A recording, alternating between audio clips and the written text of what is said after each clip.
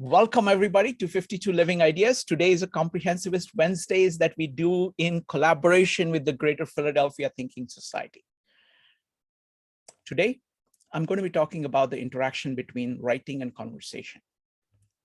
It's going to be a very challenging meetup and very interesting meetup. So the format is I have a presentation.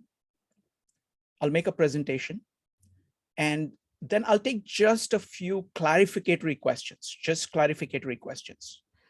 or I may not even take questions. We'll go directly into the breakout rooms to discuss the ideas presented.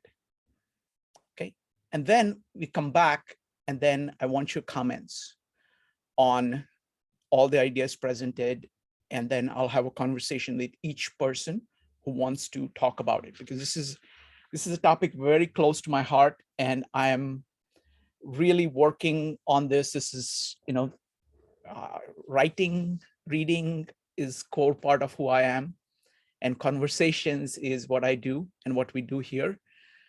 So this is all about maximizing, understanding it so we can maximize it. All right, so let me get started. So the presentation has these 6 parts.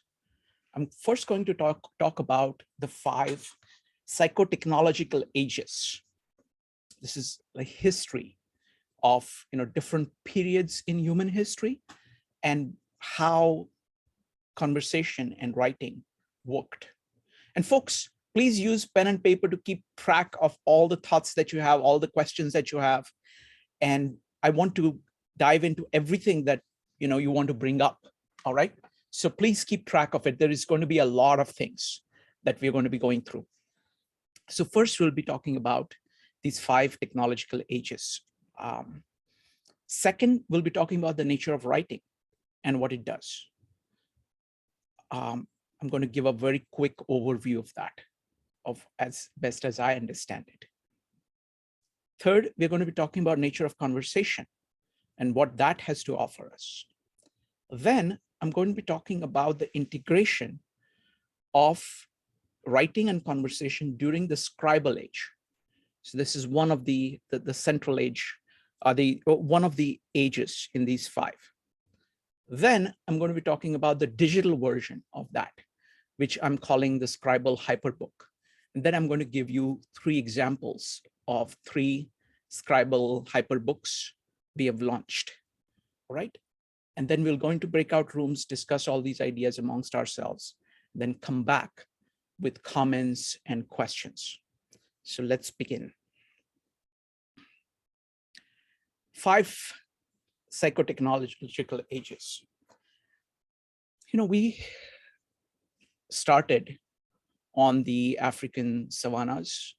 We lived in small groups of about maybe 30 people. And we had a culture, spoke to each other. This is the oral age. The speaking is multimodal. You can see the other person, the other person. You can see their body language. You can see the tone of their voice. You have tremendous amount of common context, physical context, interaction with them. And words are sitting on the top of all of that. So the words are enveloped by a very rich context in the oral age. The next is the Scribal Age. This begins with origin of writing and goes all the way up until printing press. Here, books are very hard to come by. Very few people can write. But now we're talking about what is happening with the people who can write. So we will go into details of the Scribal Age when we talk about the nature of writing and the nature of conversation. Okay. By the way, these divisions are from the Center for the Study of Digital Life, which is the mastermind behind that is Mark Stallman. So these are his ideas of dividing the ages by this. And the core idea is that at each of these ages, the way your mind functioned was different. So in Scribal Age, you have the beginning of writing, and that makes a certain kind of mind and certain kind of life possible, which was not possible in the oral stage. For example, you have cities. There is communication. Writing is solid. It gives a foundation for many people to work together, which the pure oral culture can't.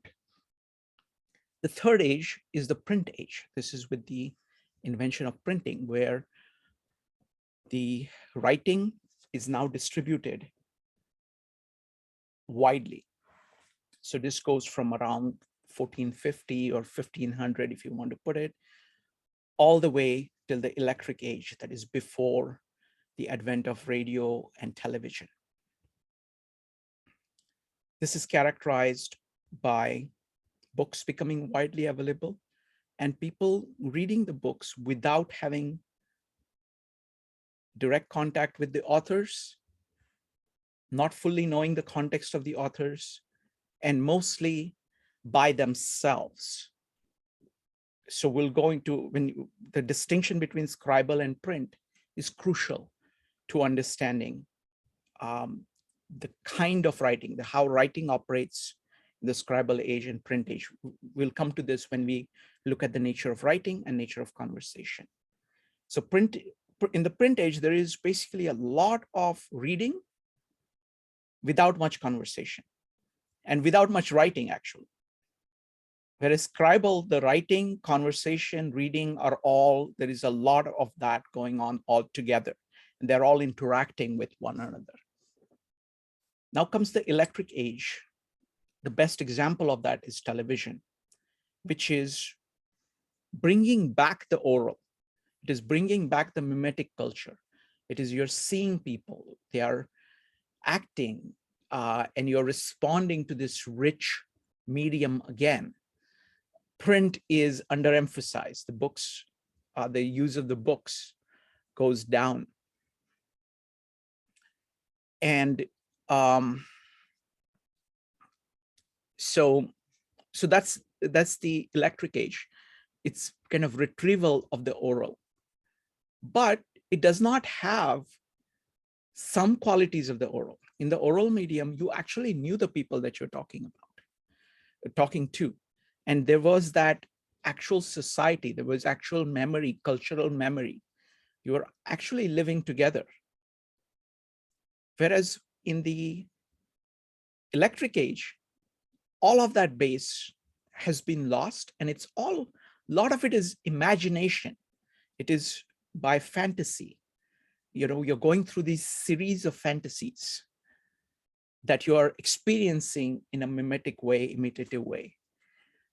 And then comes the digital, which we are living through, which is very hard to understand.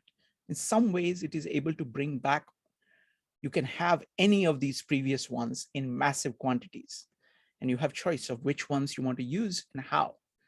You can do pure electric, you can do like massive TV as YouTube or TikTok in a pure mimetic way, which is much more closer to the oral culture than TV ever was. You can also go full print. You know, you have the entire library of Alexandria in your pocket. You can also do scribal. And one of the motto of the Center for the Study of Digital Life is the digital retrieves the scribal. So that is one of the themes that we are looking at today. So these colors that I've used, this is the red color of kind of more emotional color. Then print is kind of more analytical kind of color, where you're just sequentially moving your eyes in order to read. Scribal actually unites both of these. It is kind of combination of print and oral integrated together. The electric is a brighter version of the oral.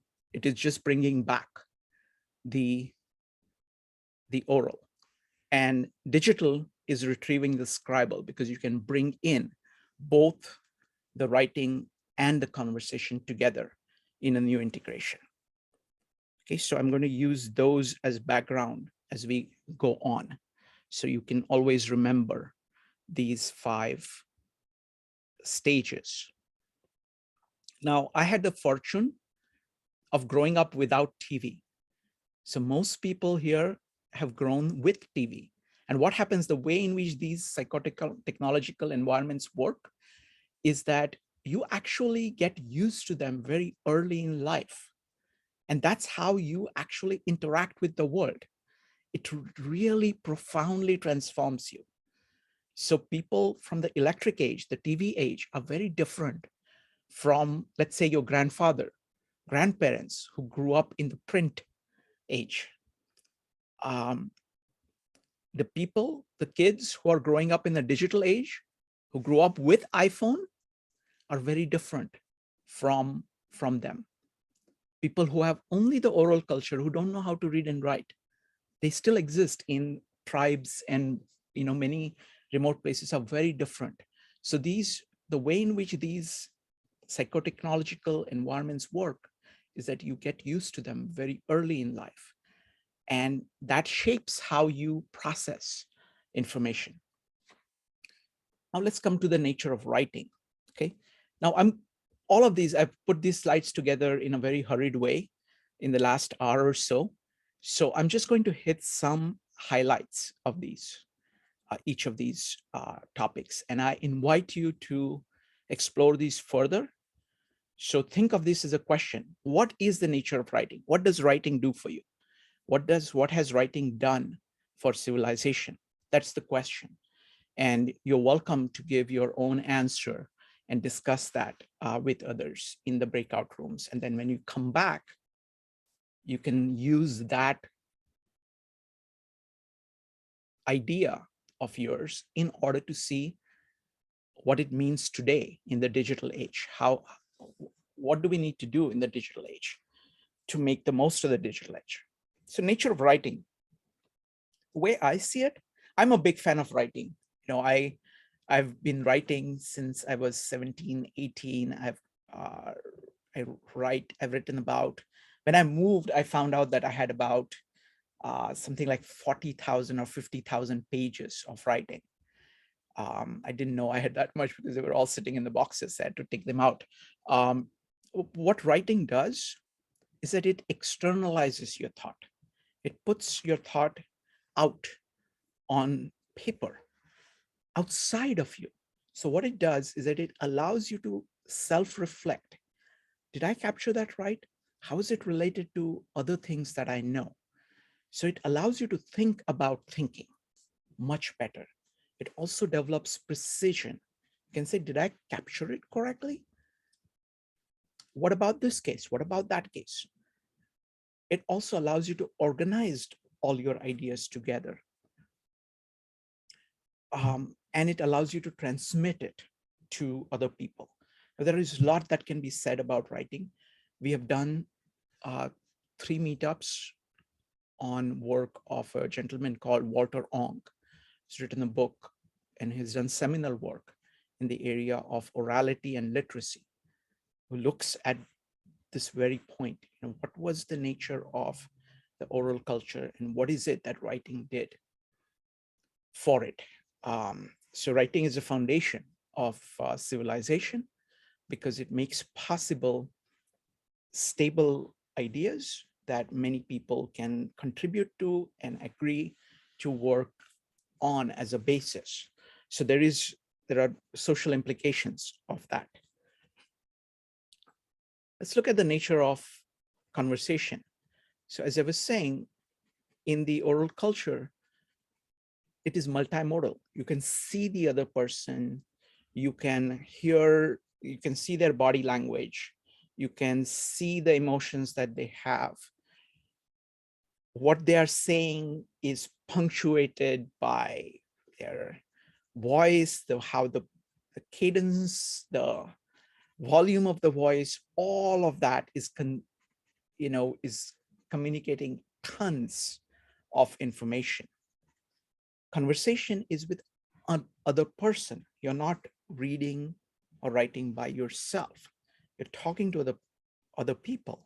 What that does is that it brings in their unique perspectives. So you're able to look at things from multiple perspectives. The medium is easily modifiable. You can say, oh, I didn't quite say it right. Let me say this. The other person can say, but what about that? You can respond to that right there. So there is a tremendous back and forth. And the richer context is the point that I made earlier. Okay. Now, this is the big point, that in the Scribal age, the way in which the writing and conversation interacted with each other was very different than in the print age or today. We've been studying 3 works from the Scribal era. And we're looking at Tao Te Ching, Bhagavad Gita, and the Gospel of John. All 3 are from the Scribal age. Scribal age is roughly, let's say, 500 BC to 450 AD. And those works by themselves are testimony of how they are different from modern works. They're very integrative. They are very deeply intellectual. They are tremendously powerful in emotions. They are rich with imagery, all of it together. And to give you actual historical examples, this is what would be done in Aristotle's Peripatetic school, or Aquinas giving the lectures in University of Paris, which is what we are studying on Thursdays. India's Gurukuls, Guru is the teacher, Kul is the house. So students would go and stay with the teacher to learn. So all the works are the koans that are read, the Zen koans, that master would be there, the koan would be there, and then the student would give an answer and the master would say no, or he would respond. So there is a lot of conversation. The idea is that the writing is enveloped by this envelope of conversation. And that envelope then retransforms the writing to make it better. So there is this continuous, rich back and forth between writing and conversation. That is the hallmark of the Scribal age. It is not modern world comparatively. When it becomes print, the modern mind becomes too sequential. It is not as integrative. It tries to break things down into little units and tries to argue with what, people start arguing with one another. Another way of putting it is that of the trivium, which is grammar, dialectic or logic, and rhetoric. These 3 were considered to be the foundation of learning how to think. What has happened in the modern age is that it has become pure dialectics. Not enough attention paid to grammar. Grammar means trying to understand what things are. How do you come up with terms to truly understand things? It is mostly epistemology. And rhetoric is about the art of conversation. So those are devalued, and it's mostly dialectic, which has carried the day. So that's what print is about.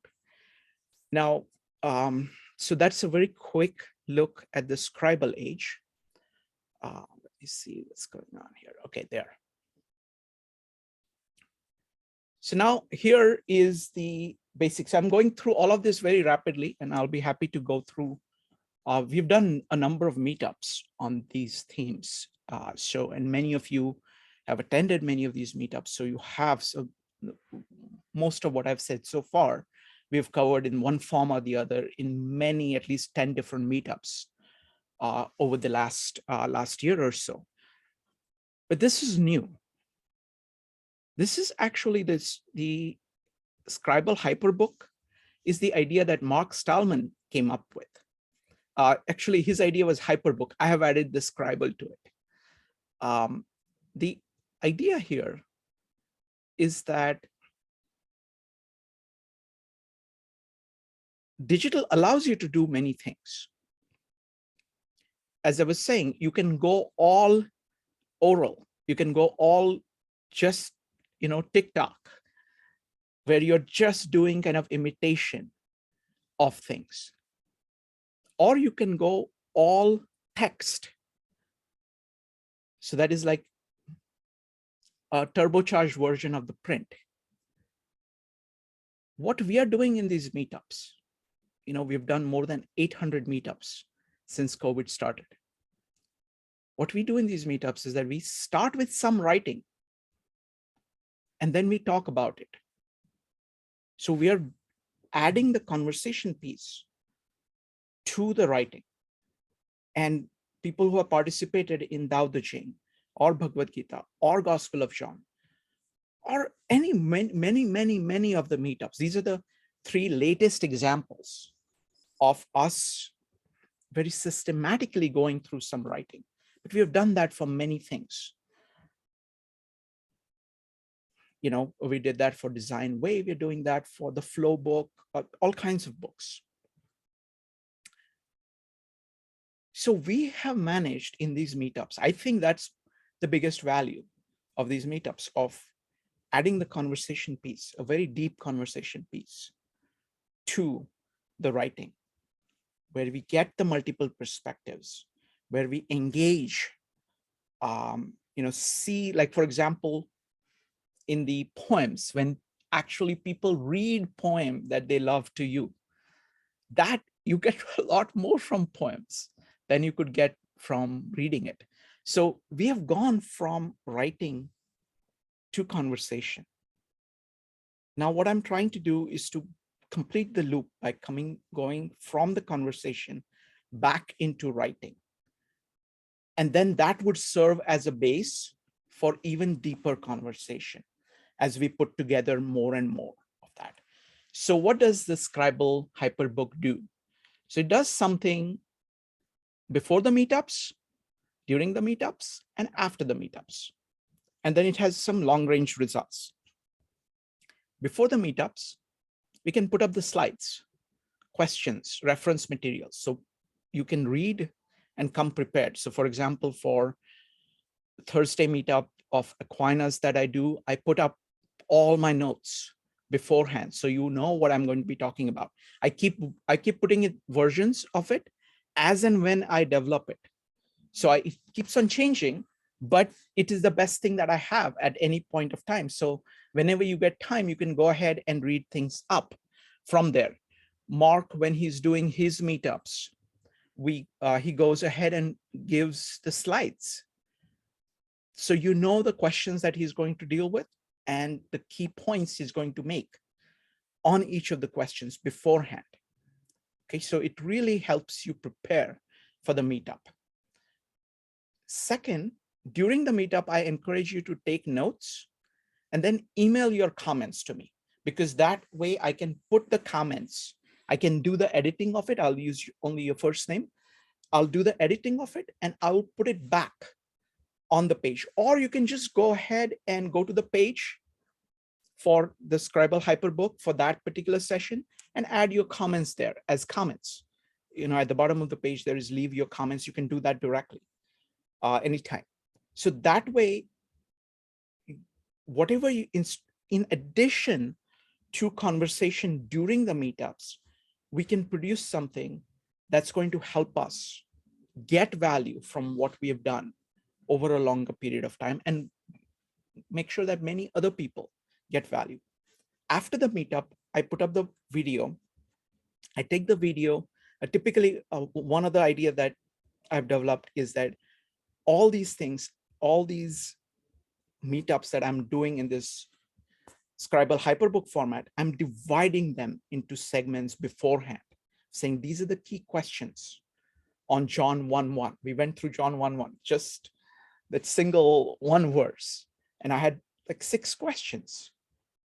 And you can click on any of the questions. So what is the difference? What is, in the context of John, what is the difference between in and with? So what does it mean to say with a God, with God, and in the Father?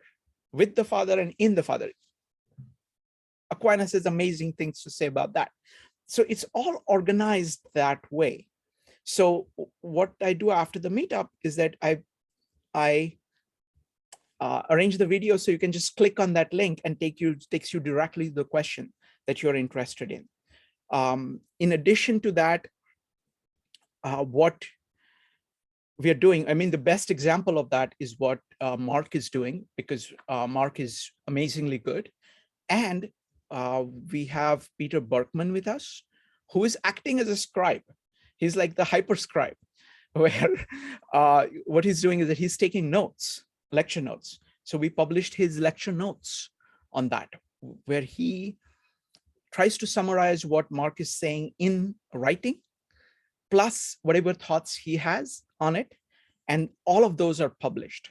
So I'm going to show you the example and what that does. And then you can go ahead, go through those pages and add your comments and questions to continue the discussions, because those are going to feed into the next sessions. So it allows us to work offline and to keep working on the topics further. And this is going to create ideas for future meetups. It's going to feed results into the future meetups. Next, I want to show you, so these are the 3 meetups we have, 3 Scribal Hyperbooks we have already launched. They were launched this last Sunday and this Sunday and this Monday. So they're hot off the press, if you will, though there is no such thing in digital, but they are hot off the press. So I want to show you those 3. First one is Mark Stallman's Digital Catholic Social Teaching course. This is the most developed example of what I see the Scribal book becoming. But I wanted to launch other ones side by side. So by doing 3 different things of very different kinds with different people, we would be able to do comparisons and learn more about this medium. So we're trying to create a new medium where meetups are integrated into this Scribal Hyperbook. So there is this rich back and forth between writing and conversation. So the second one is Read Your Favorite Poems. This is a meetup on Mondays at 9 p.m. Eastern Time. Mark Stallman's meetup is on Sundays at 3 p.m. Eastern Time. Maritza runs the meetup on Read Your Favorite Poems. I love it because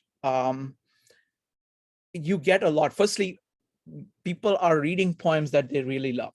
So you discover new poems. Secondly, they read to you and they tell you why they like the poem. And then we have all kinds of discussions about poetry. So we always do read poems, then we do breakout rooms, and then we have discussions about poems read as well as poetry in general and art in general. So that's the meetup. And then what happens is that after it is done, I'll show you what it looks like. And then we're doing on Aquinas of John 1. That also I will show you. I'm happy to launch more of these Scribal Hyperbooks on the various things that we are doing. So I'm always looking for ideas. So I'm going to go ahead now and show you what they look like. So I'm going to stop sharing this and let's see if I can do this right. There is always a problem when I'm shifting on different tabs. Give me a second. Okay, this one, not this. Okay, now let's see if it works. Give me a second.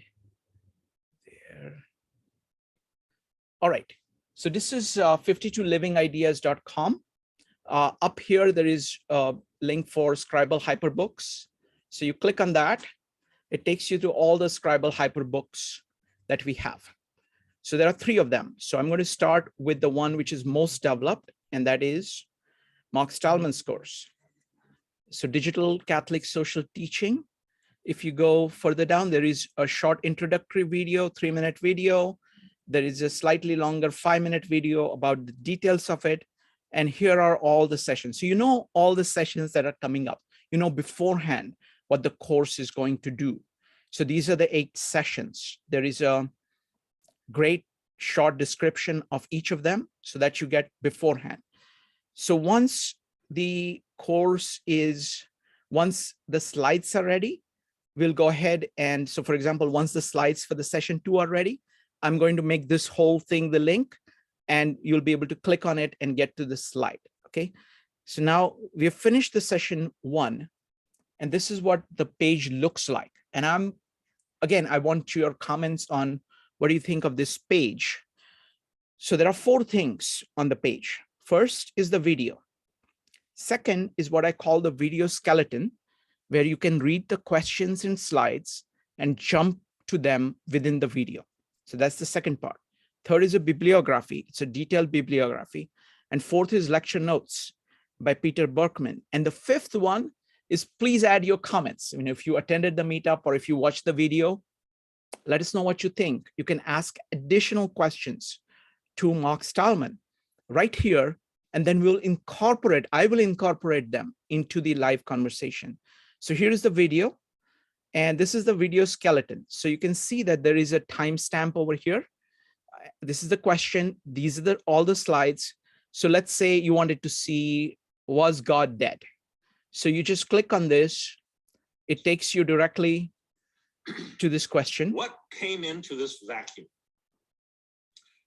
Okay, so you go directly into the video. So no matter what meetup it is, you're able to navigate it in parallel. Suppose you're only interested in who was Pope Leo III. You can go there. If you just want to see what it's going to look like in the future, will digital put an end to the modern world? So that's about the future. You can just go over there. If you want to just go to the questions, you can. These are all the questions that were asked. These are all the answers. Here is a bibliography. It's a very detailed bibliography on each. For example, these are the ones on the first slide, still goes on. This is third slide.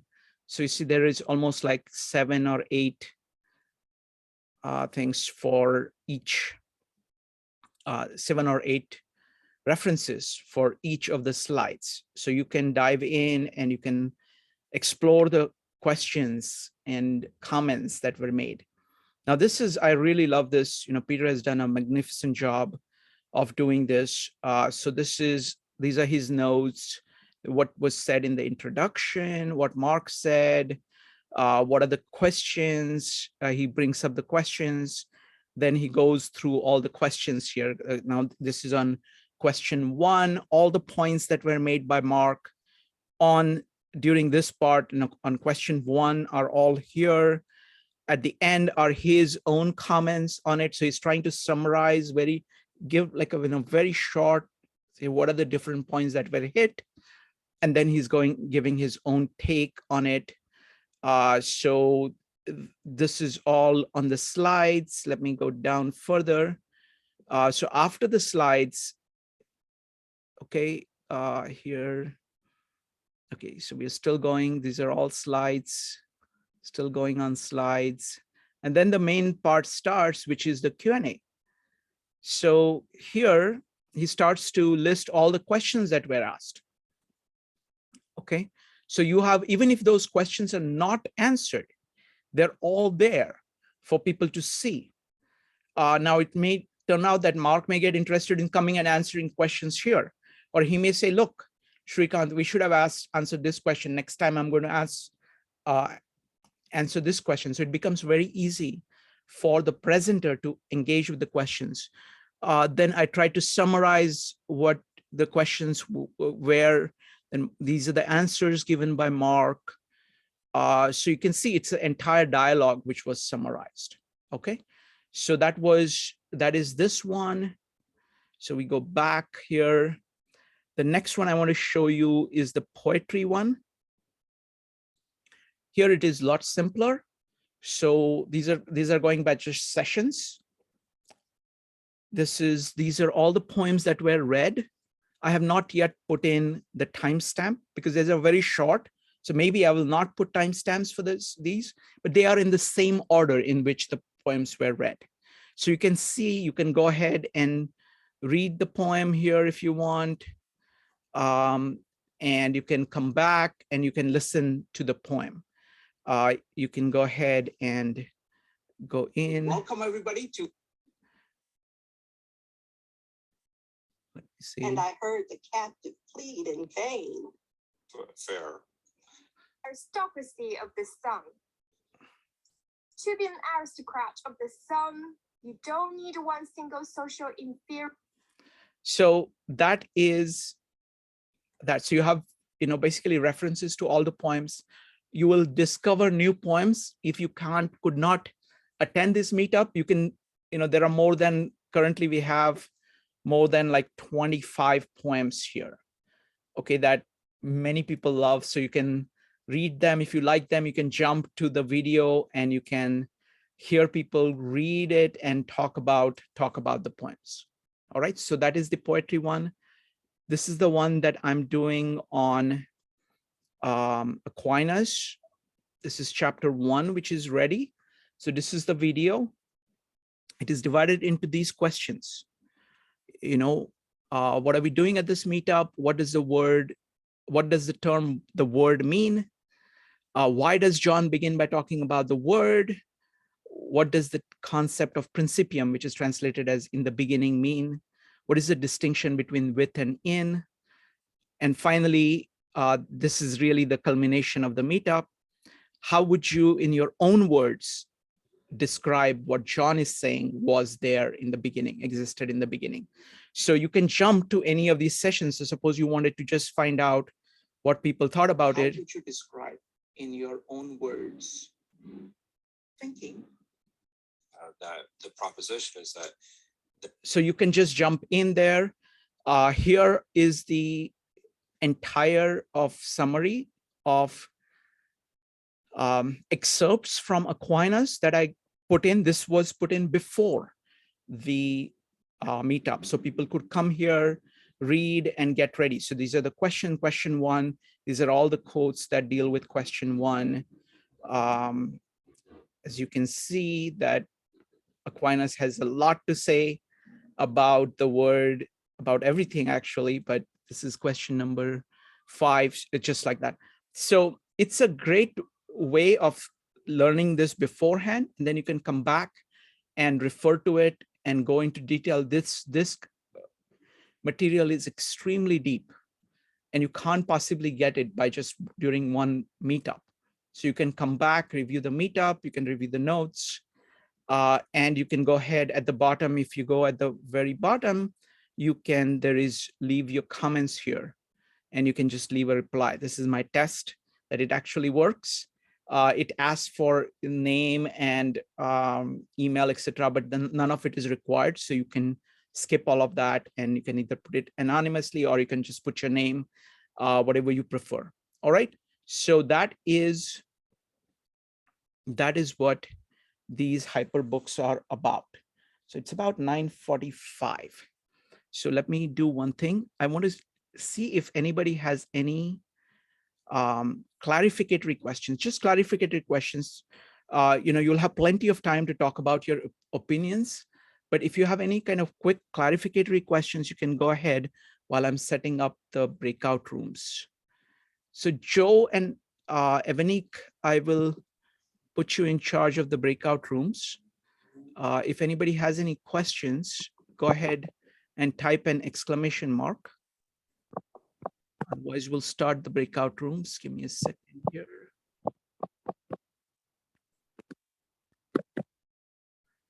Hold on. Let me move. Where is Evanik? There. Okay. All right. Okay. So in the breakout rooms, just talk about everything that was being said. Joe and Evanik, just let everybody have their say, about 20 minutes or so, and then we come back. And then I want to hear what you guys think. any questions, anything, we'll have a conversation, deep conversation. Joe and Evanik, does that make sense? Yes. Okay. All right. Wonderful. I'm starting the breakout rooms now. Welcome back, folks. Welcome back. All right. So now it's time for your comments and questions. Would love to hear what you thought of the presentation. You can talk about reading, writing. You can talk about the Scribal Hyperbook. I want to give priority for people first who are more familiar with the meetups, because I want to see, I'm really interested in seeing what we can do with this medium and how we can make it better. All right, so we'll start with folks, go ahead and type exclamation mark in the chat or raise your hand in Zoom in order to speak. We'll start with Evanik, followed by Joe. Evanik. Yeah, I really like this idea because I think one of the things is that, like, in meetups, you're left with like, I had so much to say, or I had more conversation, or I want to learn more. And then you're like, one day it's like, you can type in the links in the chat in Zoom, but after Zoom's over, if you didn't copy and paste that, you've lost that link, like it's gone. And so even having a list of links is helpful because now you could go deeper into the topic. And I think I like deep conversation. So, sometimes like without limits. And I think this is a way to extend what we're learning in the meetups. So I think it helps to learn in a deeper way. And I think too, another comment I wanted to talk about was the digital aspect of your presentation. I love that because the way I saw it, it was a combo of all four. Like for the oral and written, like you were presenting, you could do the, you could put comments in on the website and people can answer, and that's an interactive thing, right? So that's digital being useful, and it causes people to interact with each other. It's Scribal in that we write the notes, and then we can send them to you, and it encourages people to take their own notes. And I think the interaction is key in that it just helps you go deeper into the topic. Like even with the breakout rooms, you're in the middle of a conversation and all of a sudden the breakout room is over, right? Now you can continue even that conversation after the meetup. So I love this idea. I think it's going to be really great. And I think it'll allow people, because it's hard to get every concept in the meetup itself. But afterward, it just, I think it'll just add a deeper feel to it. Wonderful. Thank you. Thank you, Evanik. And I invite you to go ahead and keep adding comments. I invite everybody to go to the pages and start adding comments, because the more we have the interaction going there, I think the more it will kind of build on itself. So we need a critical mass of people commenting on the meetups in order to make it live. So thank you very much, Evanik. And I agree with everything that you're saying. The Scribal part of having this kind of conversation, we already have like parts of it, but I think what this will do is that it will kind of extend the community in time. So it's like, let's say that you're working on Aquinas, right? I'm thinking about Aquinas all the time. So I can just go in, if I think of something, I can just go in and add a comment. You can just comment in there. You don't even have to send it to me. You can just go ahead and just leave a comment. And and what will happen is that other people will read that. And you can subscribe to the blog so you can get the comments whenever anybody comments anything. So it's possible to do that as well. So wonderful. Thank you. Next up is Joe, DLG, and Laura. Joe, what do you think? I think this has a lot of potential. I mean, it really answers a lot of problems. I think, one of the things is that written text can't have a discussion, but you're kind of introducing a forum that allows for that, so that you're taking advantage of both the oral and the written word, and then in a very unique way. And so even to the point where written words that you can learn from them, but they don't necessarily answer questions, and you're doing that. Yes. in a way. So that's a really interesting, and you're benefiting from oral culture, which has been kind of something we talked about, the importance of that in our room. What that does for memory, recall, and things along those lines, and the importance of oral culture. But what the written word brings, and what you're doing with technology is it is actually a new medium. It's kind of, you really kind of completed the circle here. So I think that's it has a lot of potential if it were, I'm sure there's going to be a process of working out some little bit kinks here and there, but this has a lot of potential going forward. Wonderful. And Joe, whatever help you can give, would really appreciate that. You can just, even just commenting on things, Sure. extensively helps. And the point that you're making, the thing that distinguishes these from other discussion boards or something, is that we can always take anything from there and bring it into our oral conversation. So anything that is happening written can come back into the oral. So it's like you're taking oral, putting it into written. Like, for example, if somebody makes an amazing point, well, I'm just going to pick it up in the next meetup, the very next meetup, all of those, especially. And the other thing is that I think questions are very powerful. So especially if you have questions, put the questions, maybe put the comments, but also put questions, because what it does is that it just jogs people's memory. And I'm going to use it as an input for organizing the meetup. So maybe, yeah, absolutely. So it's like, go ahead. It completes the loop. Yes. It's exactly, it really kind of reorients everybody. Yes. So I think that it's kind of, it's like a noodle loop in a way. Right, exactly. And what I want to do is that it has to reach a certain critical mass, because that feedback has to be commensurate with the oral feedback we are getting. So it's like, the written to oral feedback that we have right now is so powerful. We need to make the oral to written kind of commensurate with that for it to be a really virtuous cycle. Because if there is like a large river flowing this way from written to oral and just like a little tiny trickle the other way, it's not going to really cause the virtuous loop. So I'm really looking forward to anybody, if you like, go ahead, Joe. Yeah, no, I mean, and it's interesting because this brings it, because if you think about it, oral cultures in general in history, the knowledge doesn't accumulate. Yep. So this is actually bringing that, and it's maintaining the integrity of the oral culture. There's this, historical part of it as well that you're also having that is closing the loop. So it's and again, as I mentioned, it answers questions, which is really unique. The other thing is that so far we are talking about advantages to just us who are already involved in the meetup. Imagine a person who is completely fresh, who's just interested in what Aquinas has to say. And they will be just blown away because it's so easy to access, as opposed to a long video. They can just go, oh, those are really interesting questions. Okay, I click on this in and where and see what I find. Oh, that's really interesting. Then I read the comments. So it's like they get involved. So it just makes it accessible to people. It's also searchable. So it comes through, so there's a lot of other kind of things that will build off it. Thank you, Joe. Next up is DLJ, Laura, and Allison. DLJ, what do you think? A lot. I've got a lot of thoughts.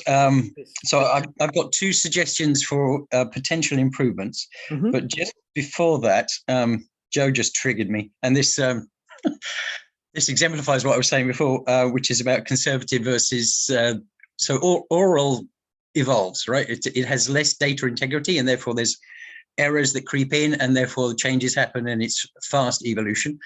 Whereas written text is there to standardize, right? It's to get consensus and agreement and consolidation of ideas and so on. Right? So there's one thing I've noticed between different sides of the Atlantic. over your kind of area, you get to have very unique, which is what Joe triggered. And I'm going, no, you can't have degrees of uniqueness, right?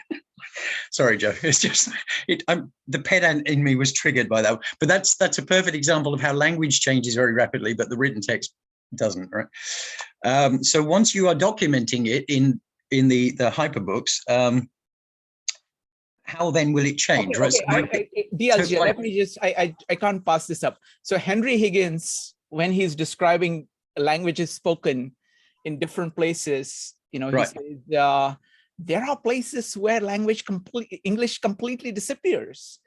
In America, they haven't spoken it for years. But I think my favorite one is about French, though. It's like, he's saying, French don't care what they do actually, as long as they pronounce it properly.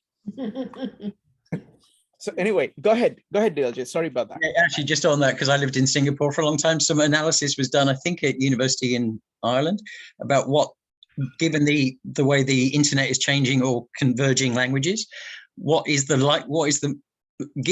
sort of projected 100 years from now to say what language would be the most commonly spoken, and Singlish. So Singaporean English became probably the most. I also want to say one thing in defense of American English. Whenever rest of the world talks about English, they don't say it's not British English, it is American English. It's American English that has taken over the world. So for all me, I greatly appreciate that you got us started, folks from UK, but we have it now. Okay, Sorry, so go ahead. that takes me to my comment. Okay, so one thing it is in English. So maybe other languages. So would you reach a wider audience? Once we reach 1 million users. Okay, I'll hold you to that. Yes. The main suggestion, though, okay, so there's a lot of people in the regular attendees. I think Phil from the Toronto group is not here today, but as an example, is an artist. There's quite a few people who dabble in art, right? I was thinking iconography might help. A vision, because it is text, right? So is there some way that you can make things more visually representative? Because that allows for interpretation. It's less conservative, right? So it will allow for growth, right? Which is the other point I wanted to make. Again, once it's documented, it could then just disappear into some corner of the internet, right? And never get referred to again, except rarely. So how do you get it to blossom? How do you get new growth, right?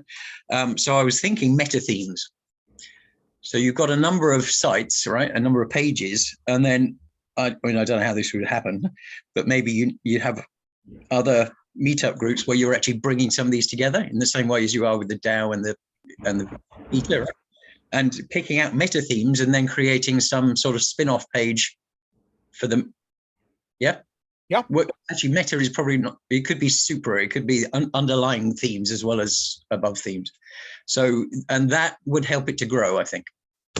Absolutely great, fantastic ideas. The visual stuff, I've just launched it with very little amount of work, only like a couple hours of work, and I plan to keep the way in which my mind works is that I work on cycles to get something out there, people start using it. The point that I like most of all the points that you made is about the iconography. I think the visual presentation of it can be improved considerably, and I'm going to be working on it in parallel. So I'm also working with the Center for the Study of Digital Life, and what they have their own kind of digital artists and stuff like that.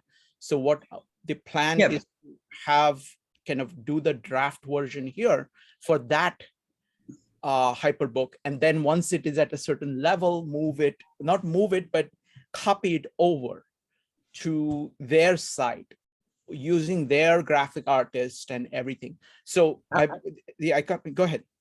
Yeah, my point though, I mean, that's good. My point is that you've got a lot of artists within the group.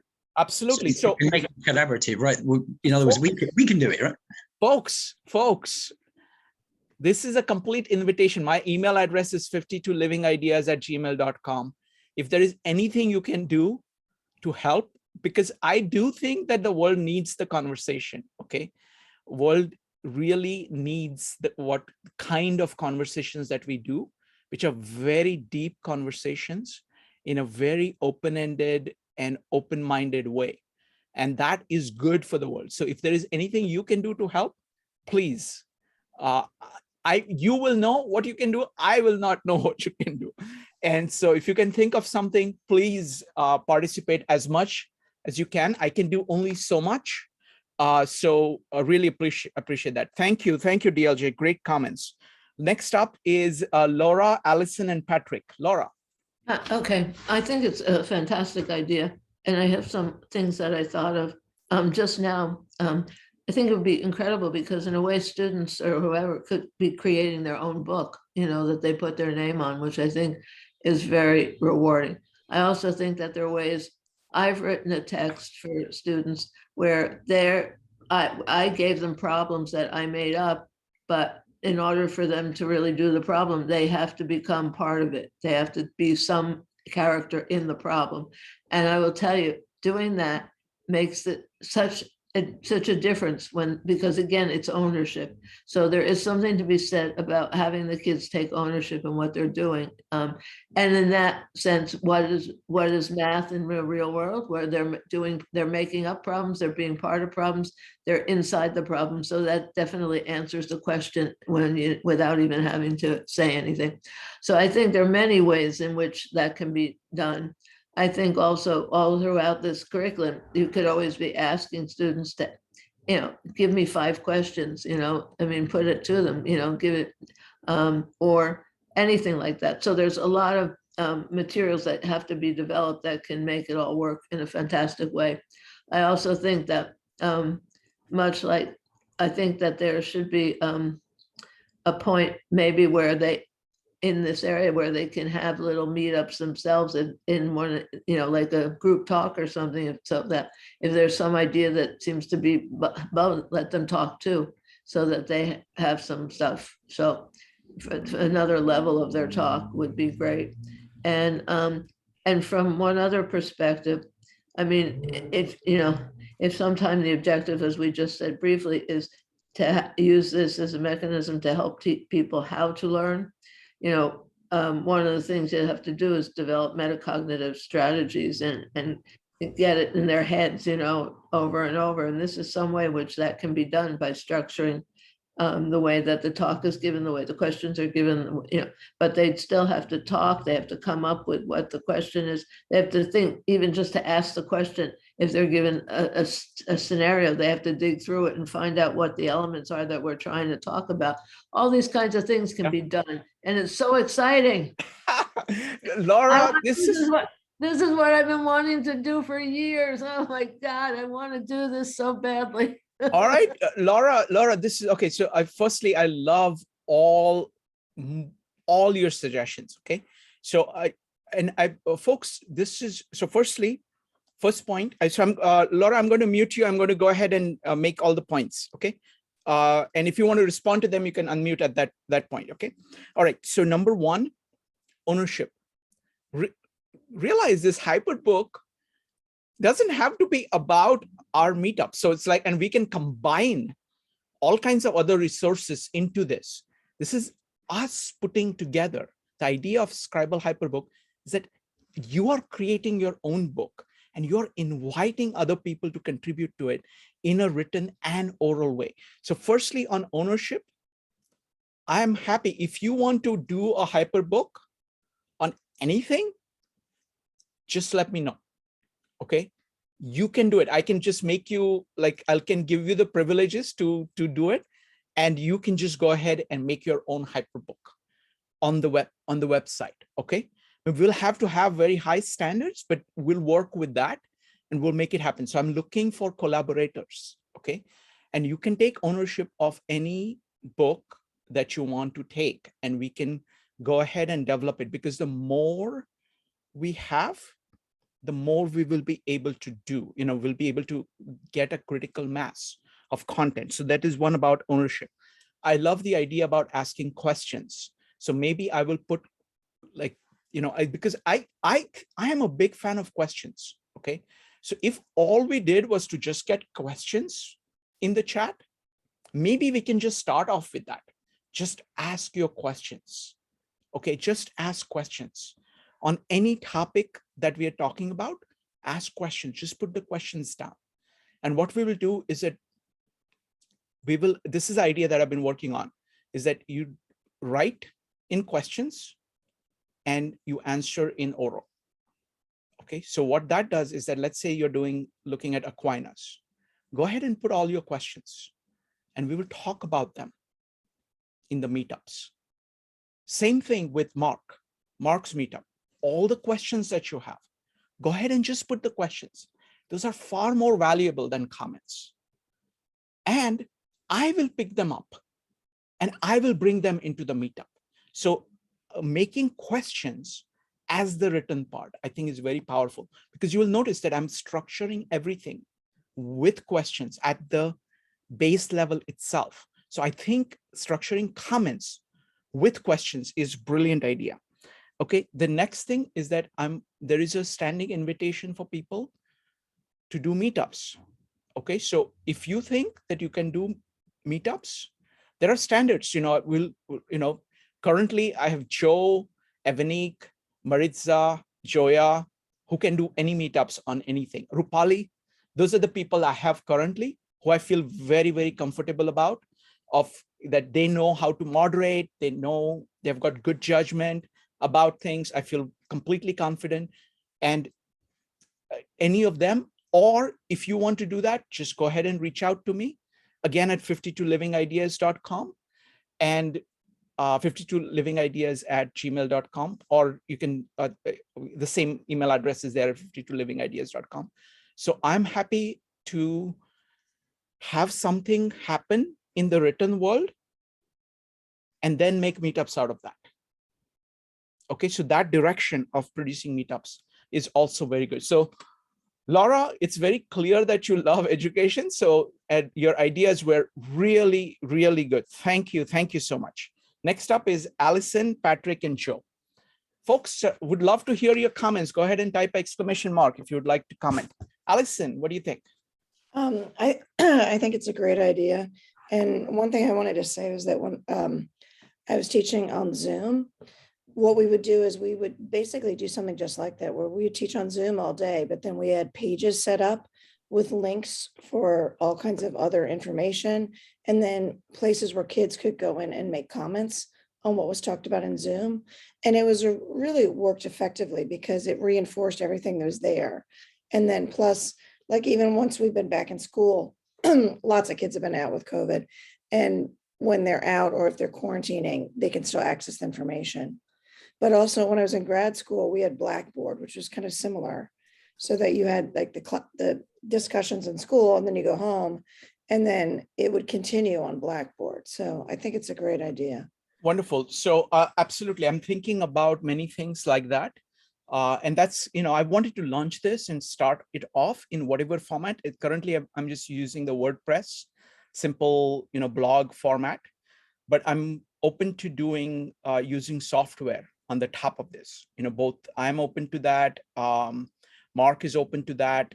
So I'll tell you about a few things that we have done already.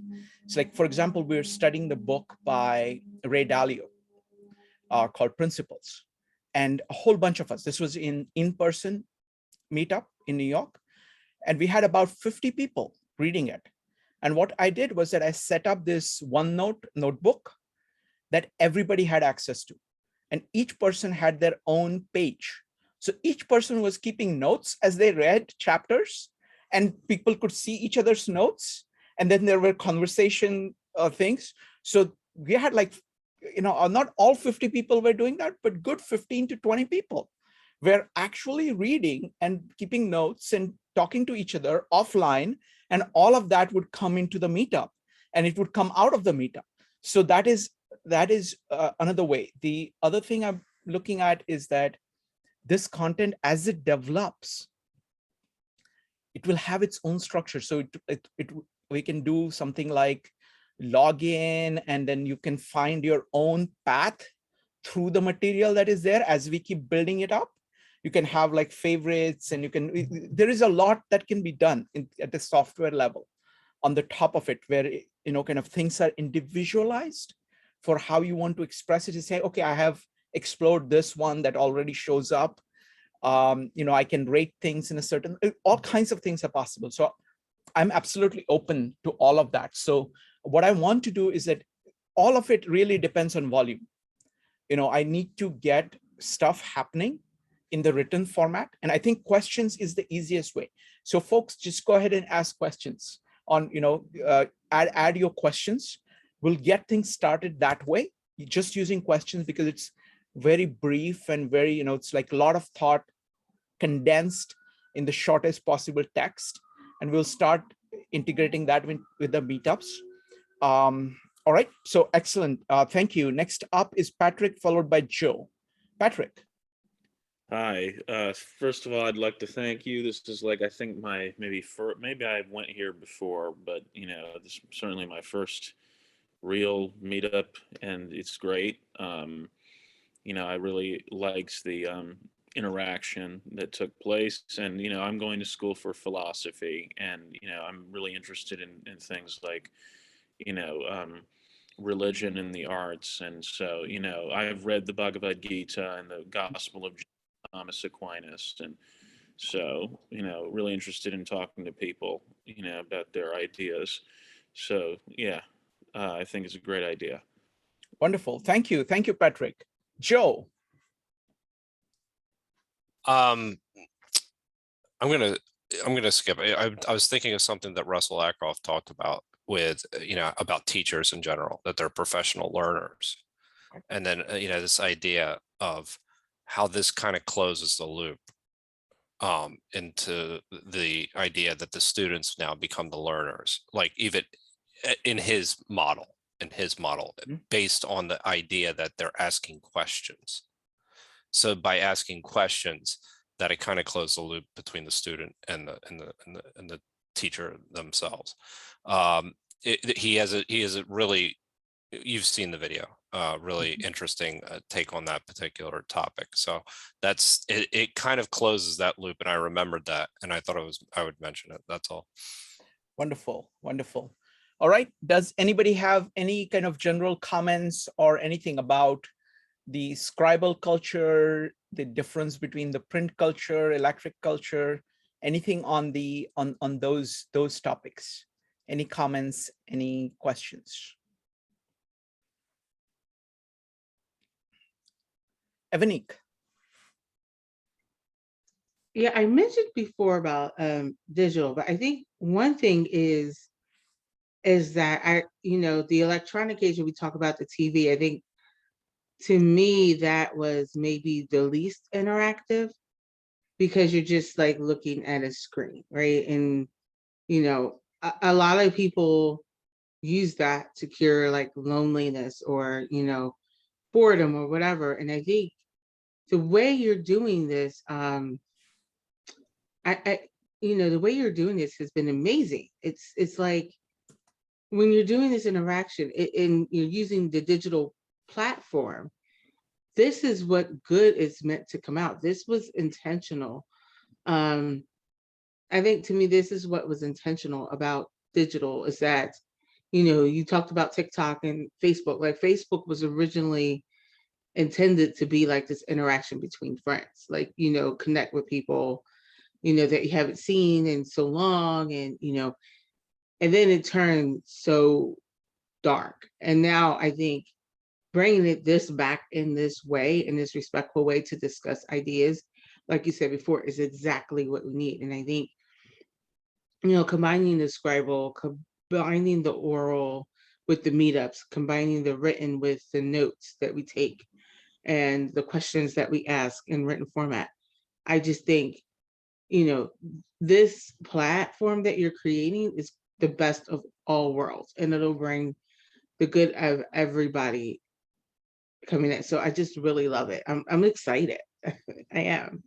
Wonderful. So what I'm going to do is that I will start Scribal Hyperbooks for all the meetups, and what will be in each of the books will be different depending on what it turns out. But I want to give a place, like for Bhagavad Gita, if somebody wants to say something, ask questions, you can go ahead and ask questions over there.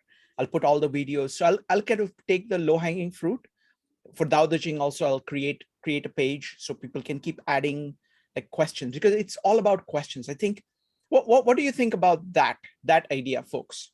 That arrange everything by questions. So just focus, written, you write questions and you speak the answers. The advantage, so there are many advantages of it, okay? Because firstly, okay, I want to make first quick comment about what Evanik said about TV. Absolutely true. It's the most passive of mediums. It is pretending that something is going on in your mind when nothing actually is going on in your mind. And you're using like all kinds of fake things in order to make you feel something which is really not connected to anything about your life, So it's just pretty, it's really bad. Like oral communication, at least you have like the other person. So you're getting actually a lot of experience of the other person and interaction. It's a real human interaction. Written, when you're doing Scribal or even print, you're actually thinking about what you're writing, what you're reading. Whereas this one is nothing. So it is kind of trying to go back to oral without all the good things about the oral, which is really, great personal connection, which you don't have with TV. But coming back to this, so I'm thinking of actually doing kind of short books. I'll keep it very simple, just maybe videos initially for things, because I can't put equal amount of effort in everything.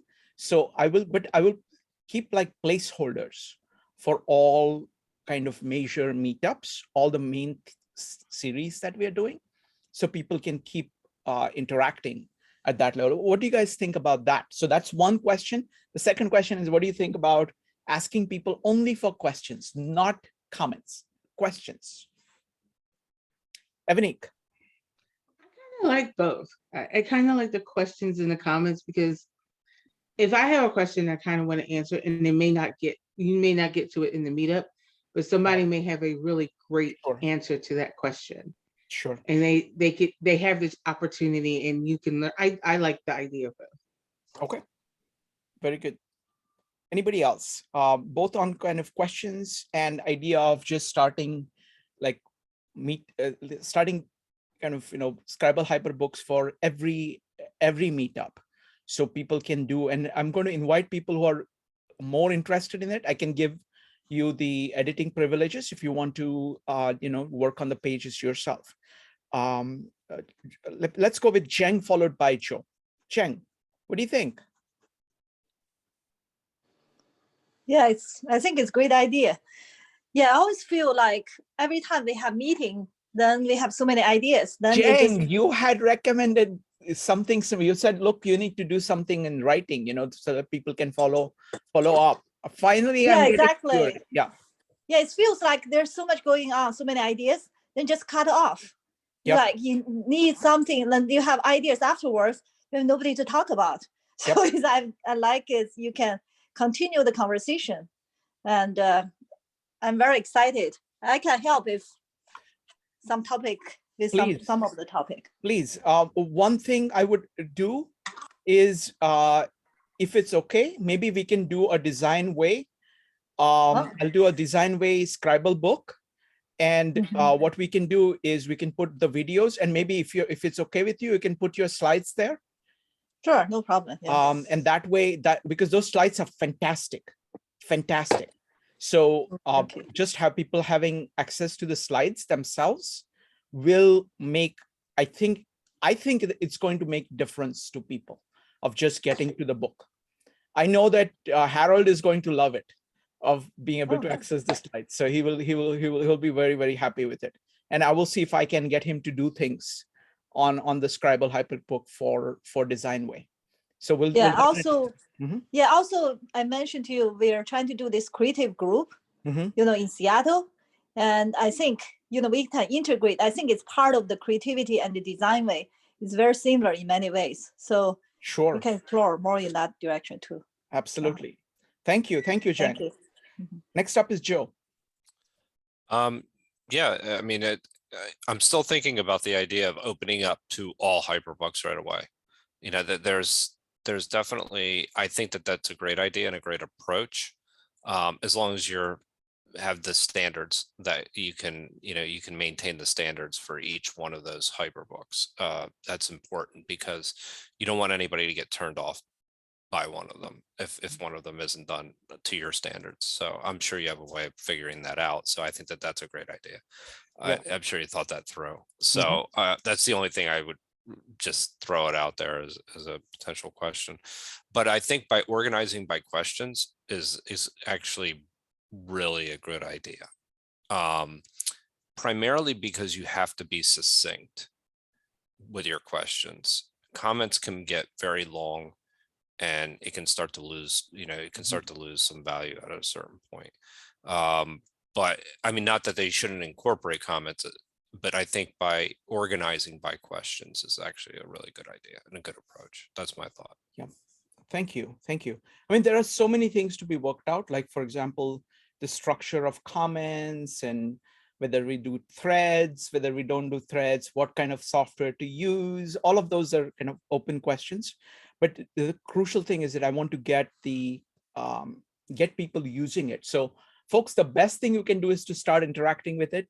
And if you would like to do anything, just talk to me. I'm always happy to work with people. Evanik. Yeah, something Joe said about the comments getting long. I just had a thought about it. You can limit the characters on the comments, I think. It'll force people to be succinct. And I mean, I don't know how many characters you want to do, 140, 250, something like that. Whatever your judgment call, but maybe limiting the character limit will make people, be succinct with it. Right. I mean, many of these things, let's work out, because ultimately the way I do it is that I do it through volume. I'll use the same kind of methods that we are using in our meetups.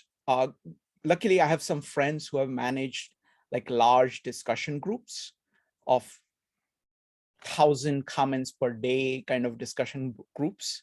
And so there is a lot of experience I can count on to kind of form it as we go on. But I think the most important thing is to get the volume of written interaction, written feedback going. And once we have that, we'll keep on doing that. I find the idea of just having, like, for Aquinas, that's the main thing I'm working on for the Hyperbook. Just getting those slides out there, I think it's really good, because if people can read it beforehand, it's such a deep material that being able to read it beforehand should be very useful. So wonderful. Jyoti.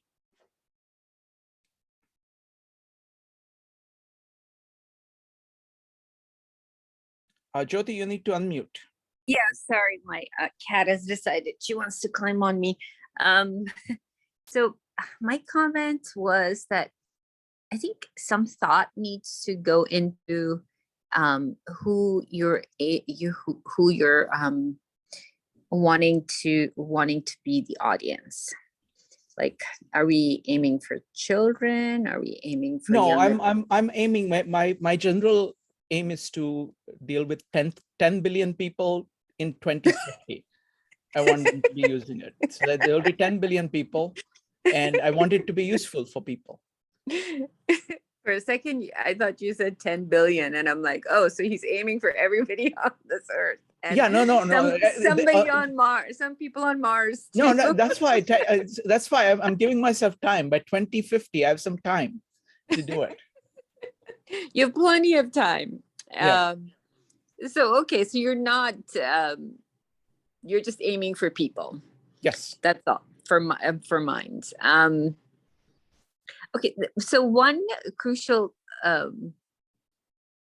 point that kind of keeps nudging at me is how do we, quote unquote, make it like a process of learning, rather, because the way that you start with oral, written, print, etc. Being a mother and having experience in the process of learning, how can we make it so it's not so easy? Do you know what I'm saying? That, oh, you just click on it, you get your answer. So you don't actually have to read the text, which is part of, you have to do the difficult part to get to, do you know sort of what I'm asking? Well, it's the thing is that there is always, there are people who are very good at fooling themselves, and they can always claim to know things which they don't have any clue about. And really, there is no way of helping them. Say that, okay, don't fool yourself. Like, for example, we're doing meetups on Aquinas, and we are looking at John 1. We did a whole meetup. So one of the things that I showed that's there on the thing is John 1:1, and all it says is, in the beginning was the Word, and the Word was with God, and the Word was God. He was in the beginning with God. That's it. And Aquinas has written 40 pages on it, and I shortened it to about 11 pages. We went through it. It means, what does the concept word mean? What is it? Why is it that he's starting with the Word, not with the Father? Why? What does the word in the beginning translated? It's translated from the principium. What is the meaning of the word principium, and what are the other meanings of the word principium, and how those also apply to what is going on? What is the meaning of width? There is like 4 different meanings of width. And what is the relationship between width and being in the Father? Son is in the Father, and the Father is in the Son.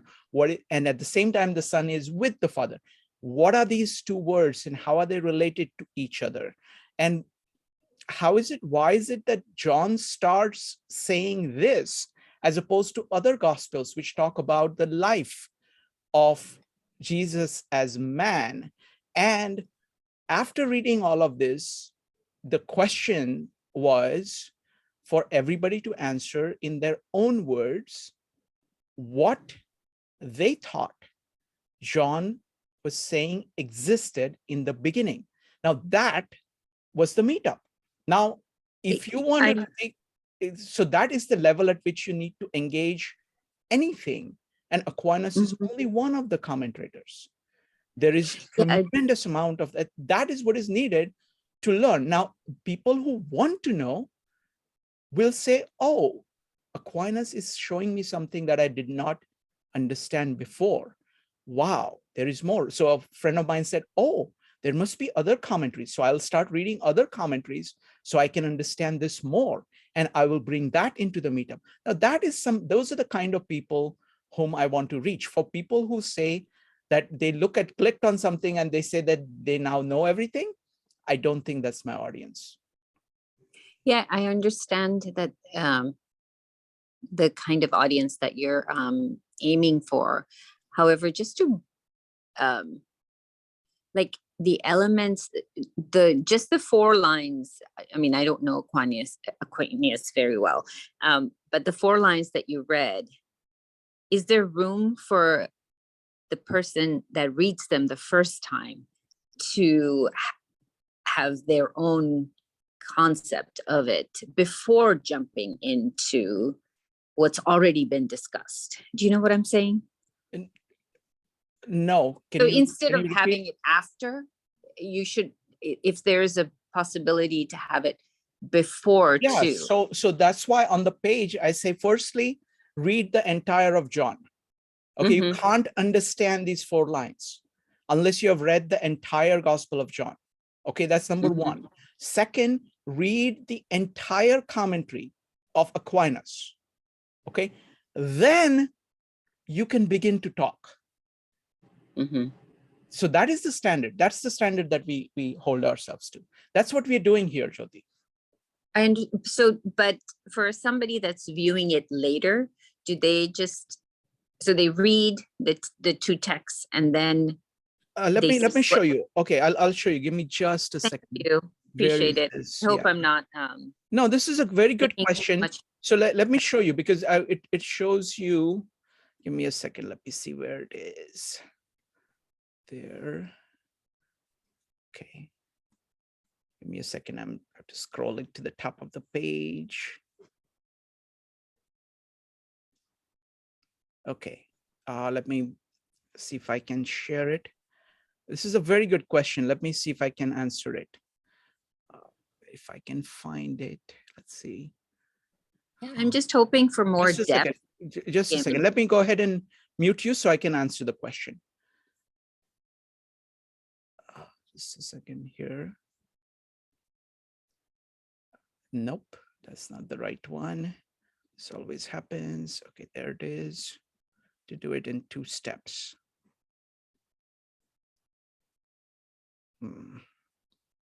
Lost it again. Give me a second.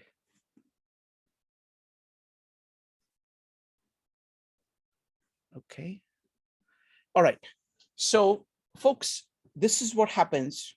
Now, imagine that somebody has come to this page. Now, I want people who have actually attended the meetup, who are familiar with John, to imagine this and work with me on this one. Okay. Now, imagine somebody has just come in to this page. He's familiar with John, and he has the attitude that he actually wants to learn, not just to tell everybody that they know, but they actually want to know. Okay, let's look at only those people, because the other people, you can't help them at all. Okay, so somebody who wants to, so what they see is that there is a lecture here, and they're saying, oh, there is a video here that I can see. So they can start off the video. Then I think the thing that is really going to catch their attention, if they are familiar with John, are these questions, because those are so intriguing questions. They're going to say, oh, wait a minute, what does the word mean? And why does he begin with? All of these are really, really good questions. So I spent a lot of time on them, and they can go and say, okay, let's see. Let's see what this is. So you go in and click on this, and it'll words. What John is saying existed in the beginning. Okay, so they can jump in to start seeing parts of it. Then here are the full explanations, are all the slides that were used, so they can actually read this. Okay, and it's going to really blow their mind. If they don't watch the video, they just read any of this. They can read any paragraph. Okay, so just let's take a paragraph in the random. Okay, let's take the word, let's go down somewhere. Let's say, where is this? I like the one on width, because people have never thought about width, the word width. Okay, so let's see here, width and is, preposition here. Okay, we should note further that this preposition with has 4 meanings. First, the preposition with signifies a subsistence of its antecedent, but things that do subsist of themselves are properly said to be with another. Thus we say that man is with another. So they have a separate existence to be with something. Secondly, it signifies authority in grammatical subject, that you say that we don't say king is with a soldier, but the soldier is with a king. Thirdly, it asserts a distinction, for it is not proper to say that a person is with himself, but rather that one man is with another. Fourthly, it signifies a certain union and fellowship. For when some person is said to be with another, it suggests to us that there is some form of social union between them. So what is happening is that in the text itself, there is a considerable amount of material. And what will happen is that now Evanik or Joe goes and puts some comments or questions in there. There'll be even more things like that. And they will then go back to the main meetup page. And let me see here. Give me a second. They can go back here and they say, oh, okay, let me see here. The next one coming up is going to be on this chapter 2. And this has not happened yet. And here are all the notes of the one that is happening tomorrow. So they can read it in advance if they want. And this is, for example, this entire lecture is just about this much. And that life was the light of men. And the light shines in the darkness, and the darkness did not overcome it. So what it does is that anybody who is just walking in, it gives them a ton of information. So anybody else has any comments on this? So people who have attended the meetup, what do you think? What will be the reaction of people coming to that John 1:1 meetup afterwards? Go ahead, Ebony. I just had a quick question. Do you mean like after Right. So they've suppose attended the meetup? no. Suppose they have not attended the meetup. They just show up on that page. What do you think their reaction is going to be? I think it'll give them a good background of what is going to be discussed. Like if they can know, because this meetup is kind of, in a series, and they can jump in on chapter 2, like on lecture 2, in the meetup 2, and read beforehand, or they could go back and be like, oh, there must have been one before, and then they could go back and read one. So it's kind of like, it just depends on their time and how much time they have to read up, and they could still come into the meetup and just browsing and still get a lot out of it. So yeah. I think it's a good tool. Mm-hmm. Joe, what do you think? I think it's going to be very effective, and I'm trying to imagine it just outside of John. So because I'm familiar with that, but I'm just thinking about this during the Julian Jaynes meetups. Mm-hmm. How effective this would have been to have this organized, and it goes for all the meetups. I'm not trying to, but mm-hmm. I'm just thinking certain types of meetups, the Carl Jung meetups, mm-hmm. starting with those, like the way it's set up right now, it would have been a totally different medium. So I'm just imagining mm-hmm. the difference, because we can see this and we mm-hmm. know this. In fact, mm-hmm. we've attended these. So, but now that I'm imagining it outside of this topic area, and I think that you're going to get a lot of positive response because people are so passionate about some of these individuals, specifically, like Carl Jung. I think you'll have so many people commenting and really kind of contributing.